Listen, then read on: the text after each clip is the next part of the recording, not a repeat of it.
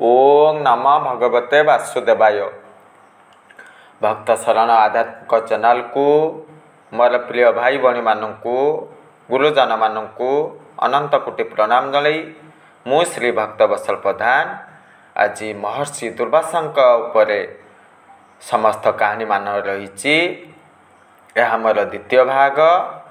पूर्वरु अम्बरीश एवं सही दुर्वासा मुनि किभली भाव सुदर्शन तेजरु मुक्ति पाइथिले एसबु उपरे मु आलोचना रखी सारी। आज से दुर्वासा मुनि केउ मानक अभिशाप देइथिले, केउ मानक वर प्रदान करथिले, एपरिक अनेक कहानी रही निश्चित भाव आलोचना करी। आसंतु जानिबा।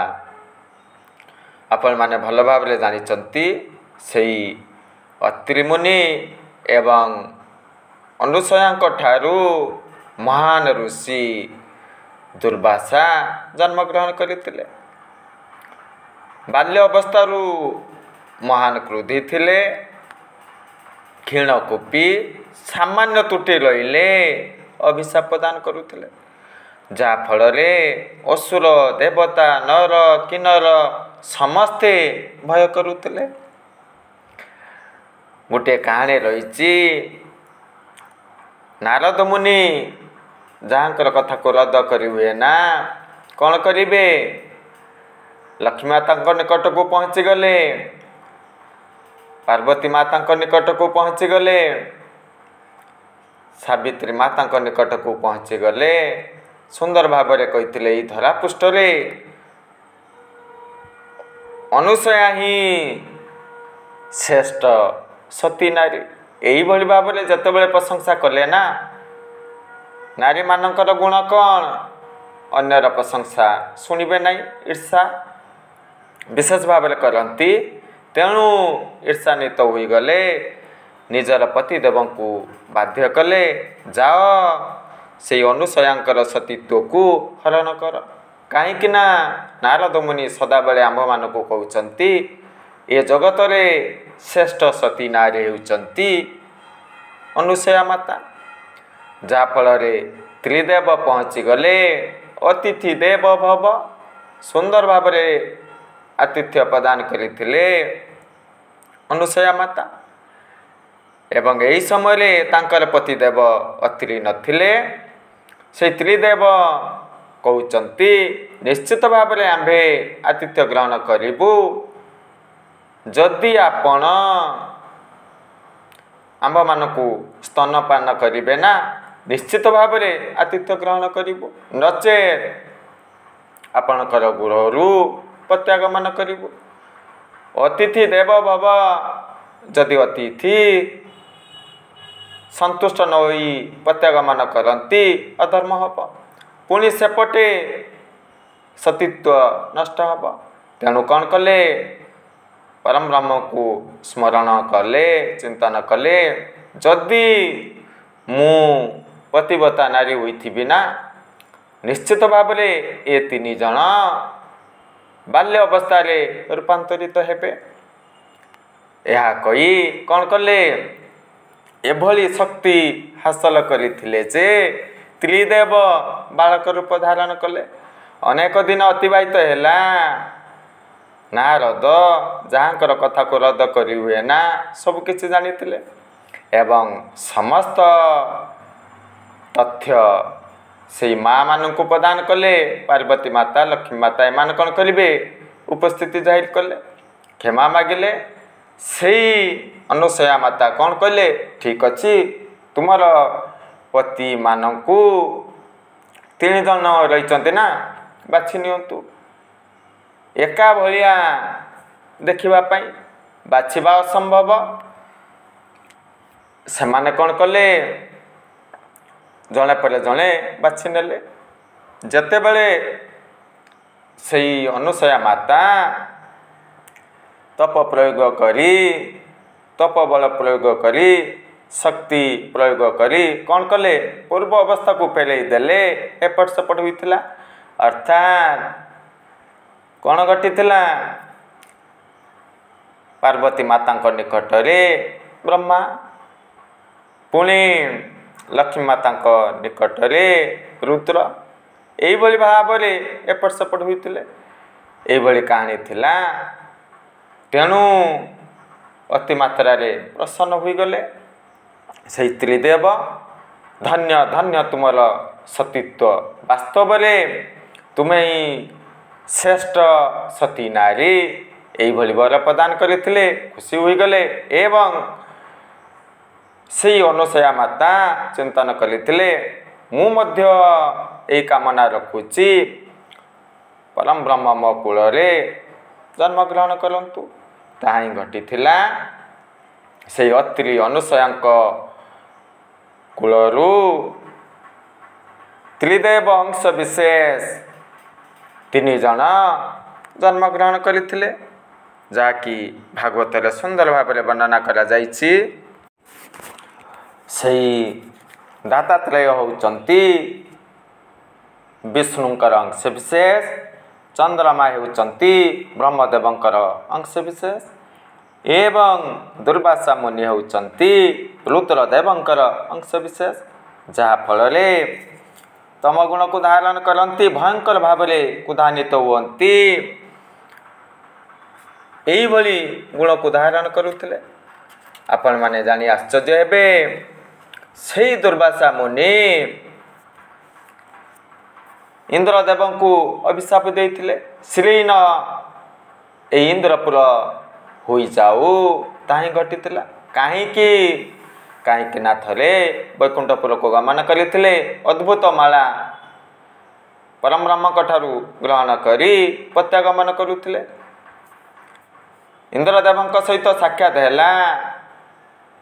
रजगुण को धारण करी इंद्रदेव सुखरे भोगरे ऐश्वर्य माति गले अहंग्रे बसीभूत होगले।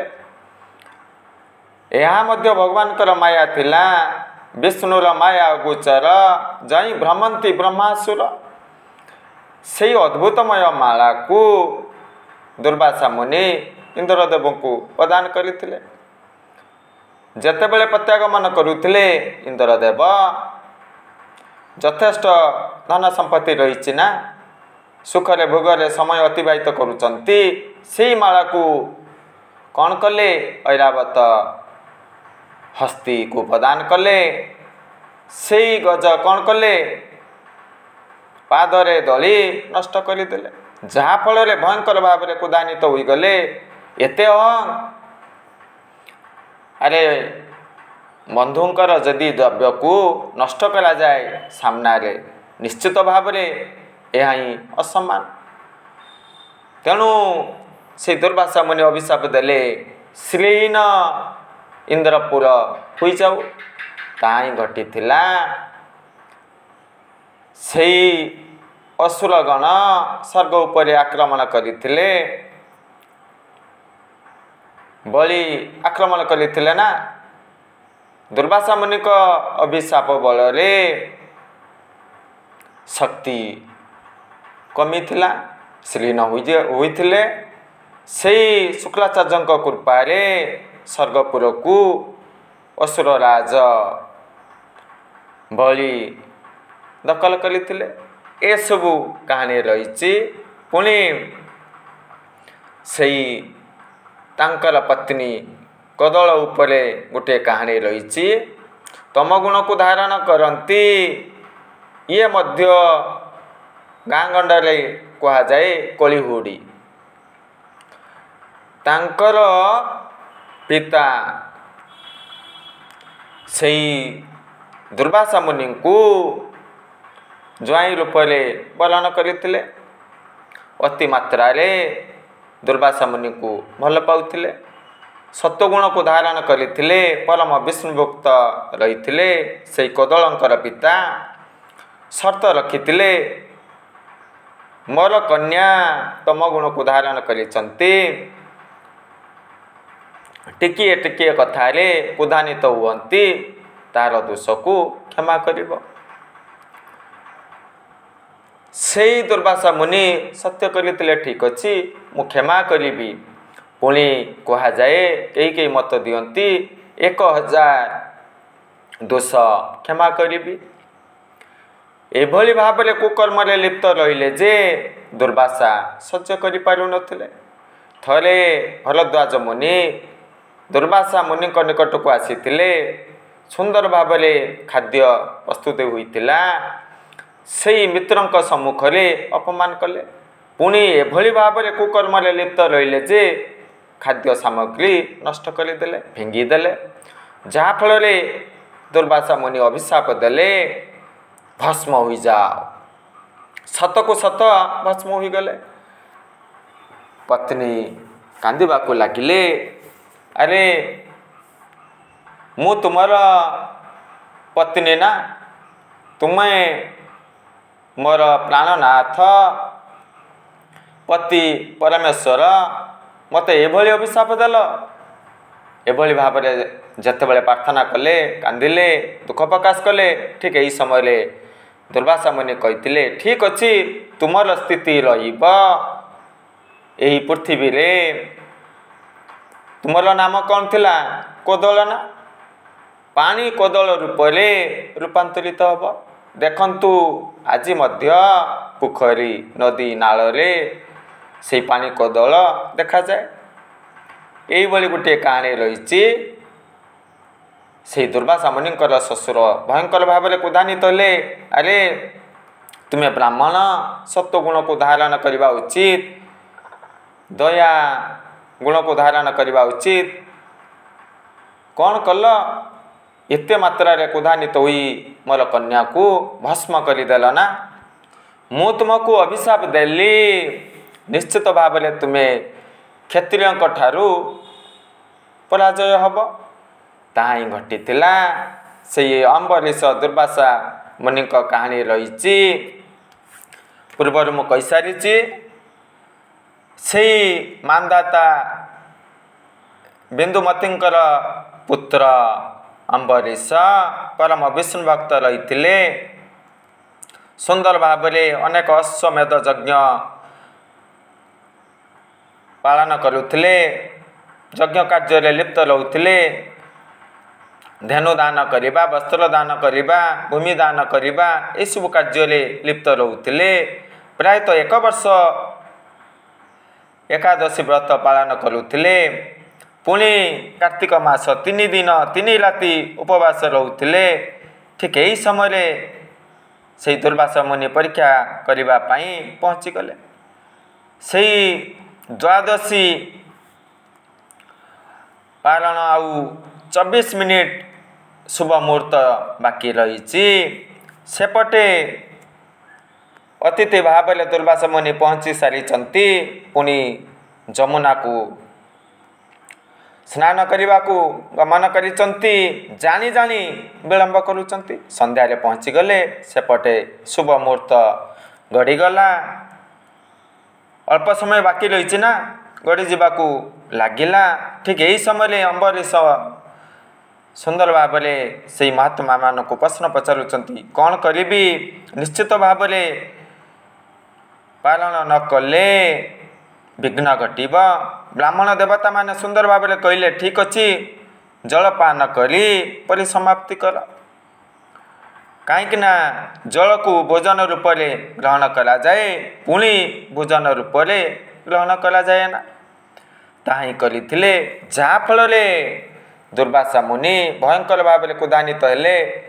शिरु जटा धारण करते ना, से जटार किछि अंश भूमि निक्षेप कले एवं शक्ति प्रयोग कले। एभली भाव में शक्ति प्रयोग कले जे अग्निमय विराट पुरुष आविर्भाव हैला।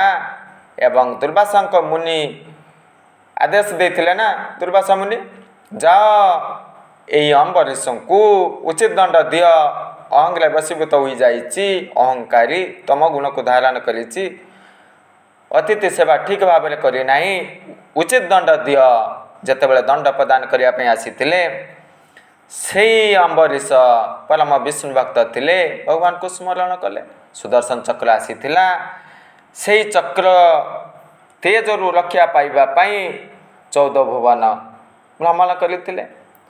स्वर्गपुर एपरिकी शंकर महादेव को साक्षात करते ब्रह्मदेव को साक्षात करते वैकुंठपुर को गमन करते पछे पछे सुदर्शन चक्र गुड़ाऊला शेष भगवान कौन कहले मोर भक्त को निंदा करिच कटु कथा कहिच जाओ ता पाखरु क्षमा मागिब जे मोर भक्त को पीड़ती मो चक्र तेजे से पड़ती जहाँ फल से दुर्वासा मुनि प्रत्यागमन कले अम्बरीश ठारू क्षमा मागिले शशुर अभिशाप देते ना ये सबू गोटे कहानी रही पुणी त्रेता जुग जदि आम आलोचना करवा ना से भरतंकर माता कैकेयी थिले ना से कैकेयी सुंदर भाव आतिथ्य प्रदान करते साधु सेवा करते जहाँफल दुर्वासा मुनि अति मात्रा रे प्रसन्न हुई वर प्रदान करते कौन वर थिला पशु पक्षी मानकर कथोपकथन बुझीपारुले पक्षी माने कौन कथोपकथन करुचंती केउ भाषा रे कहउचंती ए सबू कैकेयी माता बुझीपारुले जहाँ फल कौन घटिला से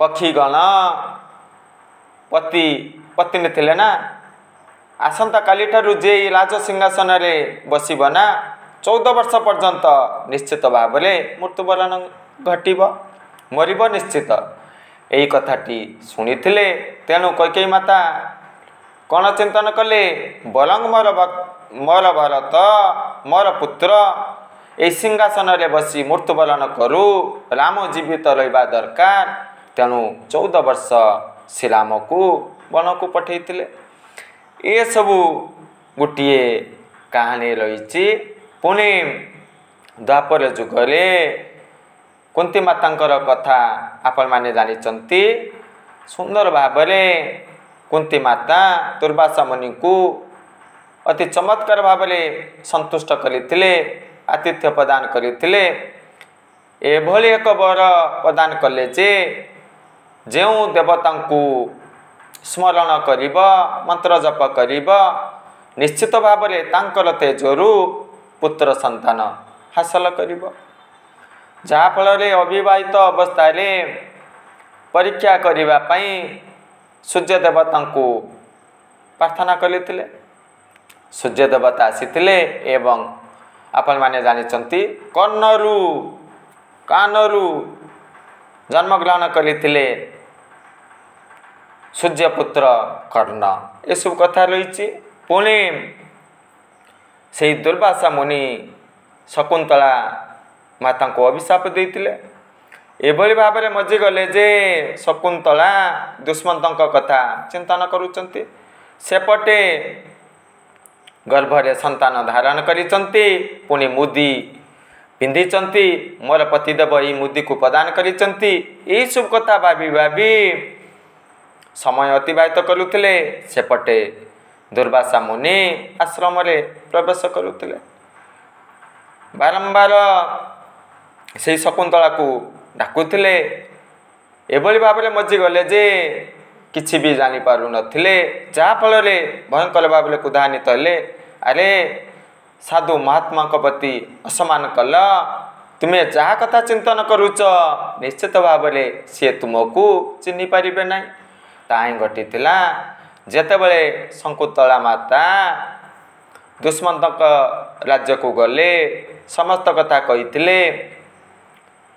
चिन्ह कि चिन्ह पारि नथिले ए सब गोटे कहानी रही पुणी जदु वंश ध्वंस अभिशाप देते से परमब्रह्म श्रीकृष्णकर अनेक पुत्र माने रही सांब रही सांब को नारीवेश कराइले एवं तांकर भाई माने कौन कले से सिद्धि प्राप्त मुनि निकट को गले सप्तर्षि ऋषि थिले वामदेव थिले नारद थिले एपरिकी दुर्वासा मुनि मध्य थिले कौतूहल प्रश्न पचारिले यार गर्भरे केउ संतान रही हे महात्मा आपण तो भविष्य विषय कही पारती कहतु। यही कथाटी पचारि ना पिला लोक कौतूहल किसी भी पचारि पारती। भयंकर भाव में क्रोधान्वित होगले निश्चित भाव में मूषल प्रसव कर एवं जदुवंश ध्वंस हम। मन को प्रश्न आसे जो मुनि ऋषि परम विष्णु भक्त भगवान को विषय जानती सत्व गुण को धारण करने कथा एभली अभिशाप कौन पाई देले। हाँ आज्ञा यह मध्य भगवान कर माया। भगवान माया बल से दुर्वासा मुनि माध्यम जदुवंश विनाश करने प्रक्रिया आरंभ करते। अर्थात दुर्वासा मुनि केवल माध्यम थिले। ये सब कथा आपण माने जानिचंती। जेतेबेले प्रत्यागमन कले निजर पितामाता निकट में यह सब कथा कहले से पितामाता दुख प्रकाश कले पुओरे तुम्हें शेष श्रीकृष्ण को छाड़िल नहीं। तुम्हें जो अभिशाप देल ना जदुवंश विनाश घटब। अर्थात श्रीकृष्ण मध्य जदुवंश जाउचंती। निश्चित भाव परोक्ष श्रीकृष्णकर मृत्यु घटू विनाश घटू ये भली अभिशाप देदेल। यही कथाटी दुर्वासा मुनि को बाधिला ना मु निश्चित भाव में कौशल करी श्रीकृष्ण को रक्षा करी। कौन कले रुक्मिणी माता निकट को पहुँची गले। लक्ष्मीकर अंश विशेष ना कहले एभली एक अद्भुतमय खीरी प्रस्तुति कर मु आज तुम्भ गृह भक्षण करी ग्रहण करी। सुंदर भाव में अति मात्रा प्रसन्न हुई रुक्मिणी माता प्रस्तुति कले। कौन कले से अद्भुतमय खीरी को आनिले श्रीकृष्णकर समग्र शरीर रे लेपन कले। पुनी एभली भाव में शक्ति संचार कले मंत्र प्रयोग कले जो स्थान रे ए खीरी लागिब से काल मध्य भेद करि पारिबे नाही। एई भली चिंतन करी प्रयोग करथिले। भगवान अंतर्जामी भावग्राही भक्तवत्सल सब किछि जानी गले। तेणु कौन कले निजर पादरे से काने आंगुली किछि अंश एभली भाव में माया रचना कले जे लगी नथिला। जेतेबेले समग्र शरीर रे लेपन करागला किछि अंश बाकी थिला। अर्थात भगवान चाहूतिले मु मध्य मोर स्वधाम वैकुंठपुर को गमन करी। जदि समग्र लागिब मु तो अमर हेबी ना। मु तो चिरदिन पई भगवान तो अमर मु तो चिरदिन पई धरापृष्ठ रे रहिबी। भगवान ये सब चाहू नथिले। तेणु जे अंश रे बाकी थिला से जरा सबर बाण प्रयोग करते एवं भगवान स्वधाम को प्रत्यागमन करुले। ये सब गोटे कहानी मध्य रही जहाँकि आपण मैंने जानी। पुणी से दुर्वासा मुनि हस्तिनापुर को गमन करते 4 मास चतुर्मासिया समय ना से हस्तिनापुर रही महामानी दुर्योधन क्रोधान्वित होते असंतुष्ट प्रकाश करुले। सुंदर भाव में शंकुनी बुझेइथिले जानिच टिके तुटी रहिले अभिशाप दियंती। निश्चित भाव में महात्मा सेवा कर मु किछि कूटनीति प्रयोग करी। तेणु एभली भाव में दुर्योधन सेवा कले जे अति मात्रा रे प्रसन्न हो गले। पुणी दुर्योधन से मामू शंकुनीकर चक्रांत रे कूटनीति प्रयोग कले। हे महात्मा आपण मो पाखरे रहिले साधु सेवा मु कली। सुकर्मे साधु संग पाई कुकर्मे असाधु मिलई। मु तो भाग्यवान आपणक भली महात्मा सेवा कली। मोर ज्येष्ठ भाई ସେଇ ପାଣ୍ଡବ ସେମାନେ କ'ଣ କରୁଛନ୍ତି? ପଣ୍ଡୁପୁତ୍ର ମାନେ କ'ଣ କରୁଛନ୍ତି? ବଣରେ ରହିଛନ୍ତି। ଆପଣ ତାଙ୍କ ନିକଟକୁ ଯାଆନ୍ତୁ, ନିଶ୍ଚିତ ଭାବରେ ମୋ ଭାଇମାନେ ଆପଣଙ୍କୁ ଆତିଥ୍ୟ ପ୍ରଦାନ କରିବେ, ମୁଁ ଖୁସି ହେବି। ଦୁର୍ବାସା ମୁନି ଏହିସବୁ କଥା ଶୁଣି ଅତି ମାତ୍ରାରେ ପ୍ରସନ୍ନ ହୋଇଗଲେ। ଯେତେବେଳେ ହଜାର ହଜାର ଶିଷ୍ୟ ତାଙ୍କର ଥିଲେ ନା, ସେଇ ଯୁଧିଷ୍ଠିରଙ୍କ ନିକଟକୁ ପହଞ୍ଚିଗଲେ, ବଣରେ ସାକ୍ଷାତ କଲେ। ଆମେ ଏବେ ଯାଉଛେ, ଯମୁନା ନଦୀ ନିକଟକୁ ଯାଉଛେ, ସ୍ନାନ କରି ପ୍ରତ୍ୟାଗମନ କରିବା, ଭୋଜନର ବ୍ୟବସ୍ଥା କରନ୍ତୁ। ଏହି ସମୟରେ କ'ଣ ଘଟିଲା? ସୂର୍ଯ୍ୟ ଦେବତା ସେଇ ଦ୍ରୌପଦୀ ମାତାଙ୍କୁ ଅଦ୍ଭୁତମୟ ଖାଦ୍ୟର ଭଣ୍ଡାର ପ୍ରଦାନ କରିଥିଲେ। ସେ ଅଦ୍ଭୁତମୟ ହାଣ୍ଡି ପ୍ରଦାନ କରିଥିଲେ, ଯାହାକି କିଛି ଅଂଶ ଯଦି ରହିବ ନା, ଅଣୁମାତ୍ରକେ ଯଦି ଖାଦ୍ୟ ରହିବ, ଅସରନ୍ତି ଲୋକ ବନ୍ଧୁବାନ୍ଧବ ଭକ୍ଷଣ କରିପାରିବେ। ଏହିସବୁ ରହିଛି। ଏହି ସମୟରେ କ'ଣ ଘଟିଥିଲା? 5 ଭାଇ ଏବଂ ଦ୍ରୌପଦୀ ମାତା ଖାଦ୍ୟ ଭକ୍ଷଣ କରିଥିଲେ। ତେଣୁ ନିଶ୍ଚିତ ଭାବରେ ଅଭିଶାପରେ ଶିକାର ହେବେ। ତେଣୁ କ'ଣ କରିବେ? ସେମାନେ ପରମ ବିଷ୍ଣୁ ଭକ୍ତ ନା, ଭଗବାନଙ୍କୁ ସ୍ମରଣ କଲେ। ପରମ ବ୍ରହ୍ମ ଶ୍ରୀକୃଷ୍ଣ ସେହି ସ୍ଥାନରେ ପହଞ୍ଚିଗଲେ। ଦ୍ରୌପଦୀ ମାତା କହୁଛନ୍ତି, ମୁଁ ଭୋକିଲା ରହିଛି, କିଛି ବି ଖାଇନାହିଁ। ପୁଣି ଦୌଡ଼ି ଦୌଡ଼ି ଆପଣଙ୍କ ନିକଟକୁ ପହଞ୍ଚିଲି, କିଛି ଖାଦ୍ୟ ପ୍ରଦାନ କରନ୍ତୁ। ଦ୍ରୌପଦୀ ମାତା ଏବଂ ଯୁଧିଷ୍ଠିର ଧର୍ମରାଜ ଆଶ୍ଚର୍ଯ୍ୟ ହୋଇଗଲେ। ପ୍ରଭୁ, ଆମେ କ'ଣ କରିବା? ସେପଟେ ଦୁର୍ବାସା ମୁନି ସ୍ନାନ କରିବା ପାଇଁ ଗମନ କରିଛନ୍ତି, ଆସିଲେ ଖାଦ୍ୟ ଭକ୍ଷଣ କରିବେ, ପୁଣି ଆପଣ ମାଗୁଛନ୍ତି, ଆମ ପାଖରେ ତ କିଛି ନାହିଁ। ତାପରେ ଭଗବାନ କ'ଣ କହିଲେ? ସେଇ ଅଦ୍ଭୁତମୟ ହାଣ୍ଡିକୁ ଦେଖ, କିଛି ନା କିଛି ଖାଦ୍ୟ ଥିବ। ସତକୁ ସତ ସେଇ ଶାଗ ଚୋପା ଟିକିଏ ଲାଗିଥିଲା। ଯେତେବେଳେ ଭଗବାନ ସେଇ କ୍ଷୁଦ୍ର ଅଂଶକୁ ଭକ୍ଷଣ କଲେ, ଆତ୍ମସନ୍ତୋଷ ଭାବନା ଜାଗ୍ରତ ହେଲା, ଖୁସି ହୋଇଗଲେ। ଯାହାଫଳରେ ଦୁର୍ବାସା ମୁନିଙ୍କର ସେଇ ଭୋକ ମେଣ୍ଟିଗଲା।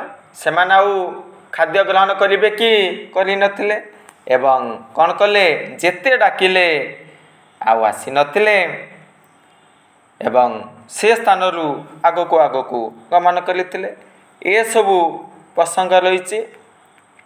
ପରବର୍ତ୍ତୀ ସମୟରେ ଦୁର୍ବାସା ମୁନିଙ୍କ ଉପରେ ଆଉ କିଛି ଆଲୋଚନା କରିବି। ଆଜି ପାଇଁ ଏତିକି କହି ବିରତି ନେଉଛି। ଜୟ ଜଗନ୍ନାଥ।